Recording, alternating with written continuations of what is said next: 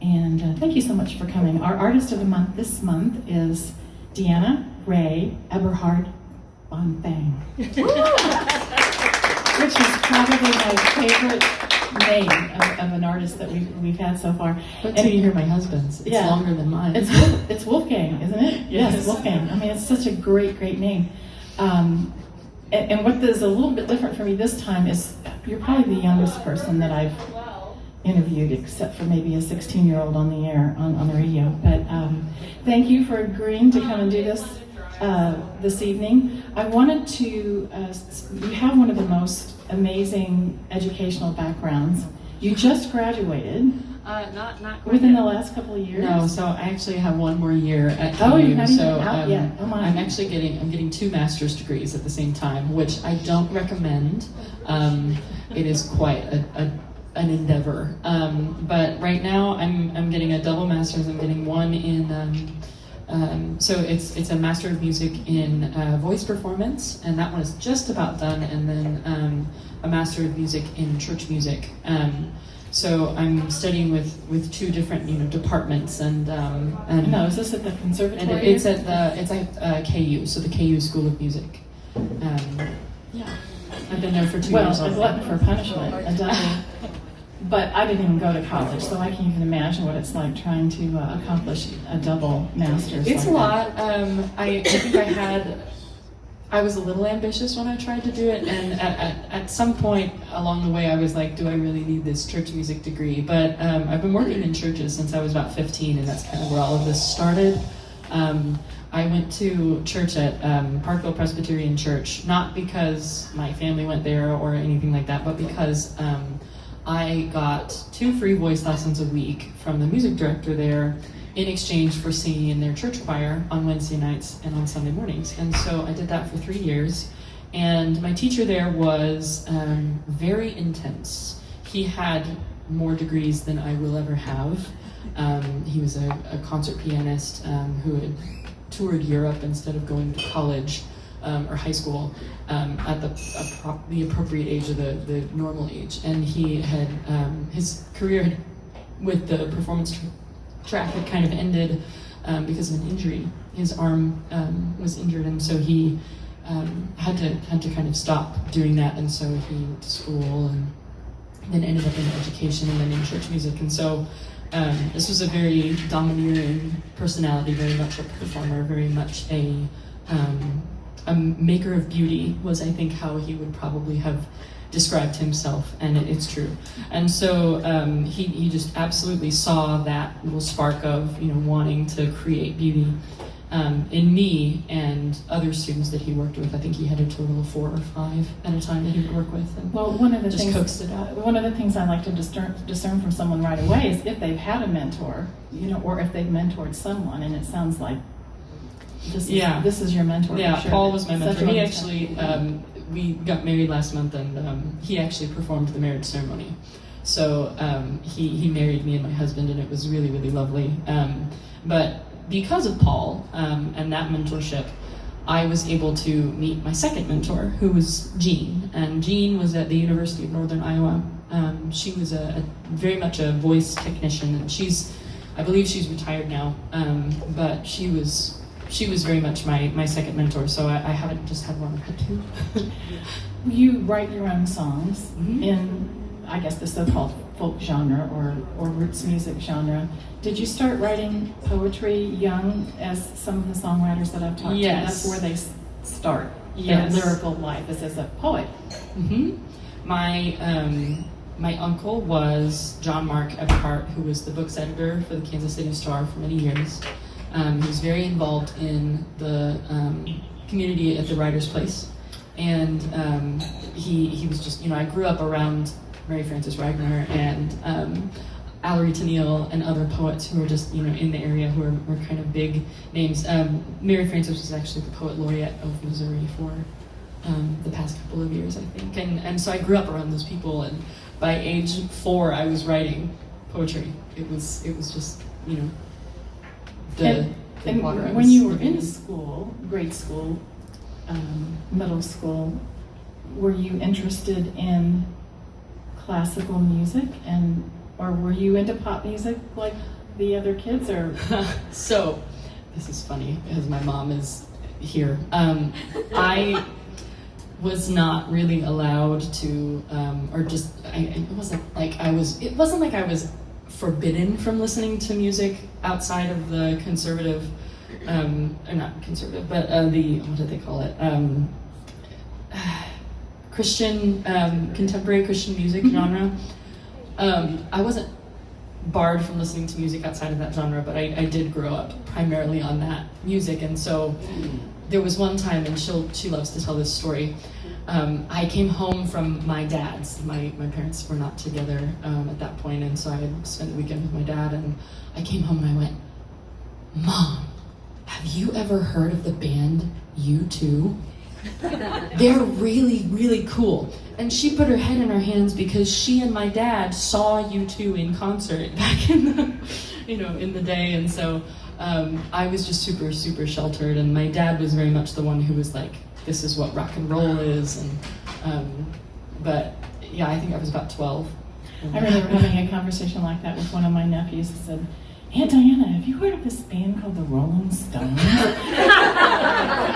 And this is like, 15 years ago maybe, and I'm like, "I hate to break it to you, honey, but that's for like the last 50 years or so." So it's kind of funny to know what people's points of reference are, or where they came from musically, because it's one of the questions that I like to ask on my radio show, just to kind of break the ice, is what's the first concert that you ever went to, and what's the first record or piece of music that you bought with your own money? And I've never ever gotten the same answer twice, and it's all over the place. So what's the first musical memory that you have? First musical memory I have was going to see John McCutcheon at, I think it was Unity on the Plaza. Probably, yeah. And I got to come up and draw a name out of the hat for like a raffle, and I pulled my grandpa's name out of the hat. And I met John again at Folk Alliance in, I think it was 2016, maybe, and I told him... One of the first years that was here, yeah. Yeah, I told him, "Hey, I was that little 4-year-old or however old I was," and he was absolutely flabbergasted, of course. It was really nice to get to talk to him a little bit. But that's like the first musical memory I have, other than, going to see a VeggieTales thing at Branson. Or Disney on Ice. Yeah, we did go see Disney on Ice actually at one point. But probably the first like really big concert that I went to was I saw Ringo Starr with my dad at Starlight when he was totally here. unexpected. It was so cool. Never would have guessed. It was so fun. that would be the answer. Yeah. So does your generation?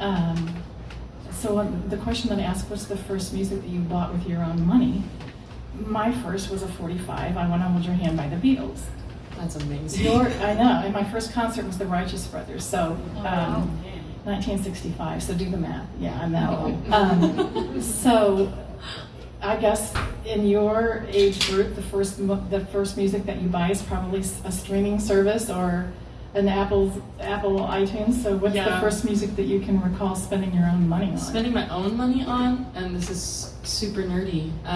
It's an album of a contemporary classical composer named Robert Baxa. I don't know if I'm pronouncing his name correctly, but there was a woodwind octet that he wrote for flutes, oboe, clarinet, and bassoon, and it's just absolutely beautiful.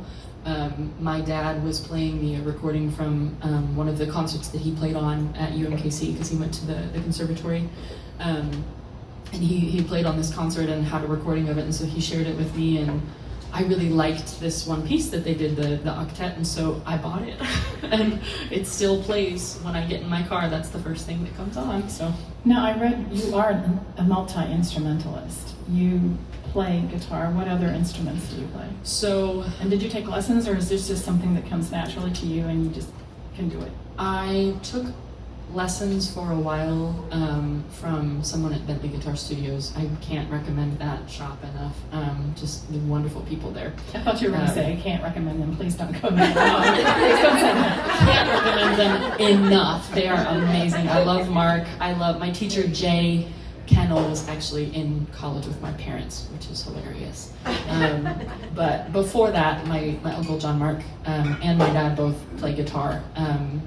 And so I was kind of, osmosis. That's your first instrument. So that was the first instrument that I really played. I also took piano lessons, and I would kick myself forever for this, because I was taking piano lessons at age 8, and at one point I guess I was scared of my piano teacher. And so I told my mom I wanted to quit after about a year of doing it, and she said, okay, if you really want to quit. And I have regretted it ever since, because playing piano classically and when you're an opera singer is very, very helpful. But I play a little bit of piano and want to start learning more.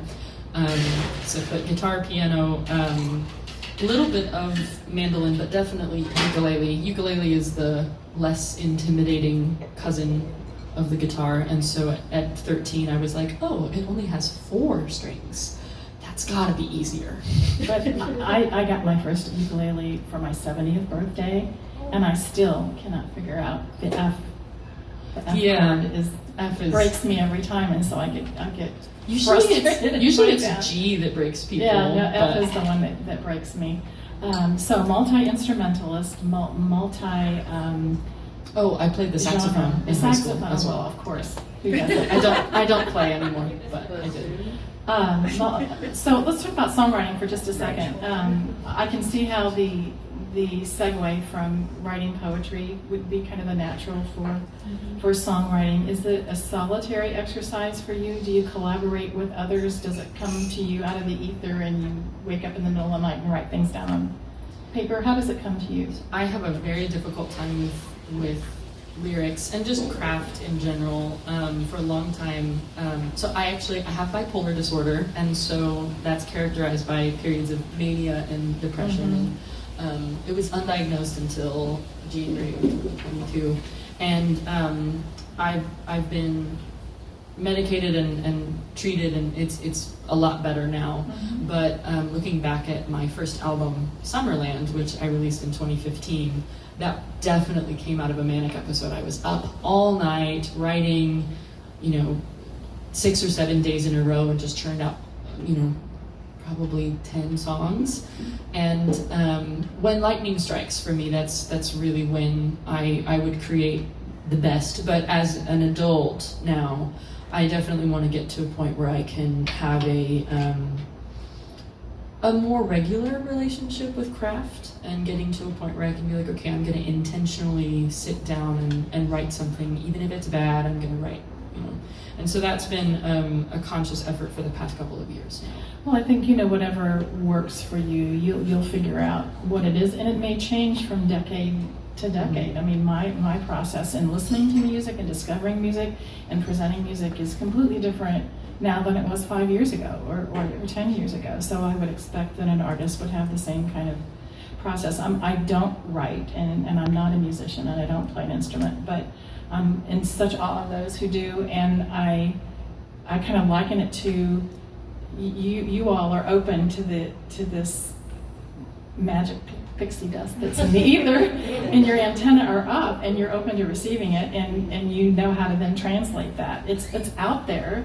There's those of us that could never ever do what you do, no matter what. So thank goodness. A lot of it is very much I needed to do it, and I don't think it's necessarily a universal thing, but for me it definitely was, and that first really big period of creative outburst, I guess, in 2015 that I had was the direct result of dealing with grief. So that was when my uncle had passed away, and before that his wife had passed away. So I had lost 2 people who were very, very close to me between 2008 and 2013, and I was in very much my formative years at that point. And so Summerland, the album, was very much how I was dealing with that grief, and how I was taking what I was feeling and turning it into something beautiful, and also finding a little bit of control in a very, very chaotic situation. Well, I'm so thankful that you've been willing to share this with us today. there are so many stories like this out there, and it's there's a lot of content out there, and there's a lot of music or a lot of outlets vying for your attention, you know, your ear. And I'm so thankful to the Uptown Lounge for giving us this venue and allowing us this opportunity to bring our artist of the month that you may or may not know, you know, in this little platform where we can spend a few minutes together and get to know you. You have a website, you're on social media, so that folks can keep track of what's next. Yes, so what's next for me is pretty much opera related. Starting in August, I'm going to be back at school and also at the Lyric. So I'm an apprentice artist with the Lyric Opera of Kansas City, which is the coolest thing ever. I got to be in 3 of their 4 shows last season, and I'll be in 3 of their 4 shows this upcoming season. In, I believe, September or October, I don't remember. We're doing a double bill of Cavalleria Rusticana and Pagliacci, which are 2 Italian operas, and I'll be in the chorus of that one. And then in November, they're doing The Sound of Music, which is going to be an incredible production. I'll be in the chorus of that as well. They will probably have some kind of show over the Christmas season, but I haven't heard any details about that yet. And then in the spring, in March, they're doing Gounod's Romeo et Juliet, and I will be singing my first named major role in that show, Gertrude, who is Juliet's nurse. Yes. Yeah. Congratulations. It's so exciting. So, you know, back in the day, my former sister-in-law was a mezzo at the Lyric, and they had their own theater. They're the Lyric Theater downtown. I'm so bad. I don't know where they perform now. So they performed at the Kaufman, yeah, yes, okay. And it's been a really lovely yeah. time. I went to see stuff. Is at that the you, Lyric, Patrick? Yeah, Patrick from the Kaufman is here. Hello. Patrick Allen. It's a beautiful building, is it not? It's really lovely. I love getting to be there, and it's very surreal still. But for my own personal stuff, my website is just DeannaRayEberhart.com. Eberhart with a B. Eberhart with a B. Well, let's not make these people wait any longer to hear this fabulous voice. I'll get out of the way, and I think she's going to do a couple of original songs, and then an operatic piece. And one more question. When you sing your original tunes, the voice is coming from down here? So voice. But opera, you sound completely different, and it's like the voice is coming from a different part of your body. You should not have asked me this question. Oh dear. You should not have asked me this question. This is what I got my degrees in, and it's tone production. Don't so you want to know though how she can do this? all of my family already know because I won't stop talking about it. You have a little thing right here. It's called your larynx. And in there's a dime-sized pair of very specialized pieces of cartilage that they sort of move together. They do what's called oscillating to create sound, and it's sort of like a string in that when they are short and fat, they make a lower sound, and when they stretch and they get long and skinny, they make a higher sound. It's so cool to me, the fact that they're like this big, and they can make immense amounts of noise. And there's just a whole field that you don't know about. So many books that you have never read and probably never will that talk about voice and sound production, and it's just incredibly fascinating. Well, thank you for sharing that. Because when I was looking at your videos, I thought, okay, this can't be the same person making this particular sound. Thank you for sharing. This is Deanna Ray Eberhart. So this first one that I'll do is called Qualify the Stars. And since we're, I think, drinking, are we? Yes. Good. Then it will be a little apropos, I think. No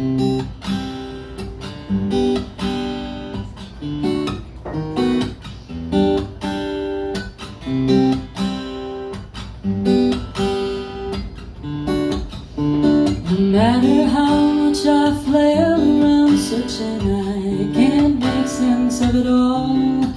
I wanna take it and shake it all out of myself and vomit it out onto the floor, which is exactly what I'll probably be doing. you're drinking alone, the alcohol goes in and cries itself to sleep before coming out. You tell me it's not that deep, but oh my love, it is. Why'd you make me go and fall in love before you told me you think that life's all meaningless? You tell me it's not that deep, but oh my darling, it is. I wanna open your eyes to the beauty of it all. I wanna sing to you all the colors in my soul. But there you go again, trying to qualify the stars above.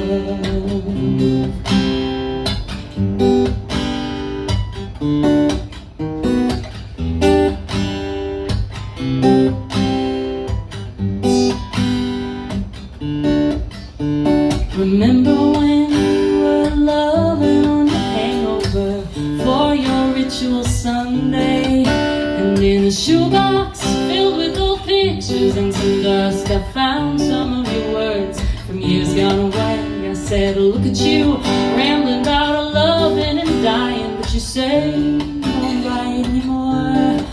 And it's breaking my heart, you're still a poet in there, and I'm pretty sure he's who I've been searching for.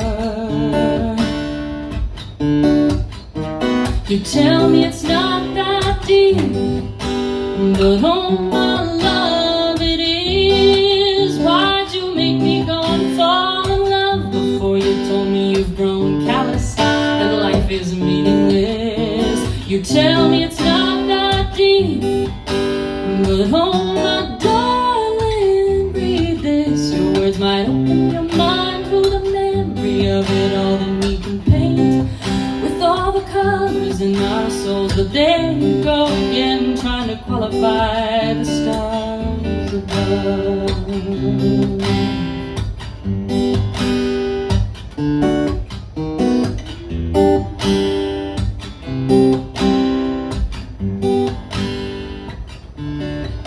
And now I'm sitting here 300 miles away, wishing that it weren't true, that the flood in the river and the drink in my veins and the night had all brought me a case of you. But when the sunlight comes to kiss me awake, I know it'll all be fine, because all you got to offer is a toast with your glass. Only there aren't any words, just bitter wine. Oh, bitter wine. You tell me it's not that deep, but oh my love, it is. Why'd you make me go and fall in love before you told me you think that life's all meaningless? You tell me it's not that deep, but oh my darling, it is. I wanna open your eyes to the beauty of it all. I wanna sing to you all the colors in my soul. But now I'm left to cry with no lover but these stars above.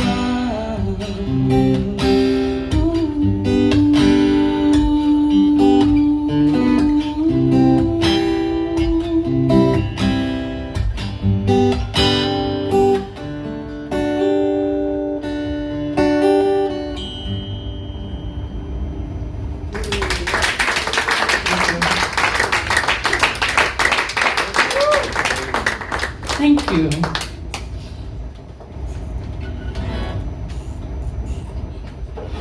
So that one was a breakup song, but this one is a little bit more complicated than that. This is called Just Another Day.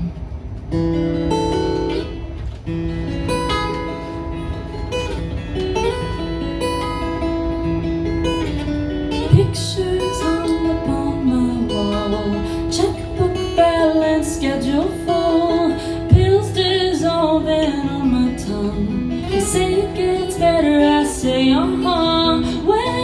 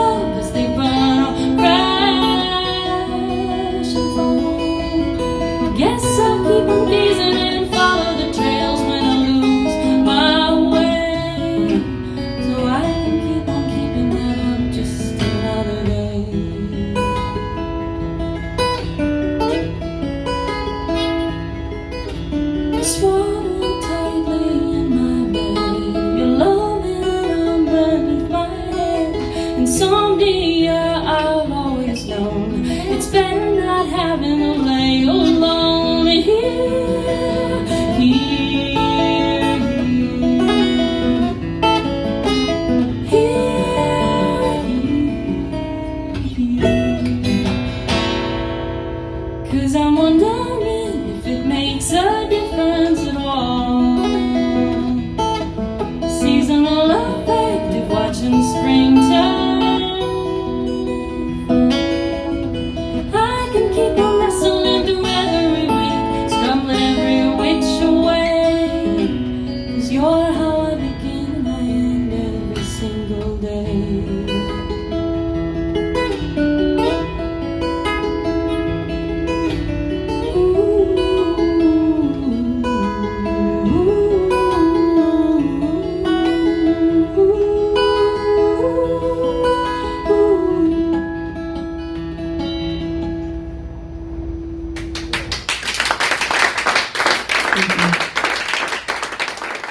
So this is from an opera called Il Capuleti e Montecchi, which is by Vincenzo Bellini. It's about the Capulets and the Montagues. It's a Romeo and Juliet story.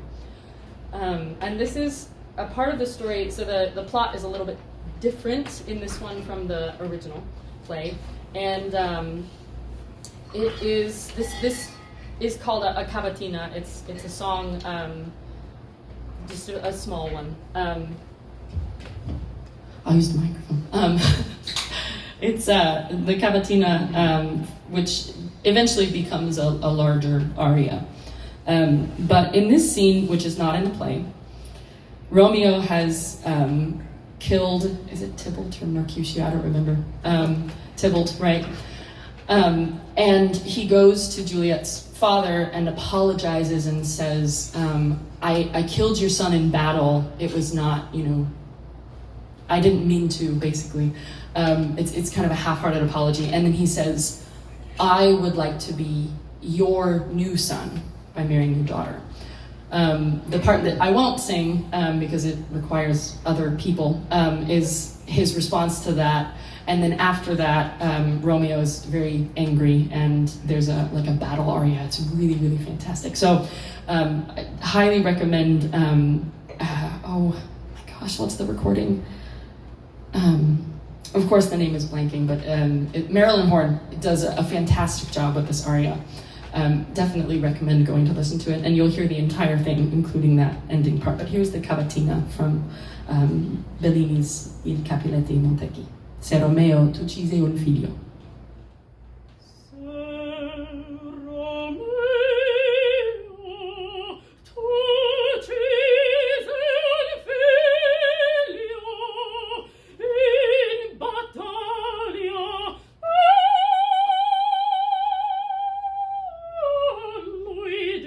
Morte in colpa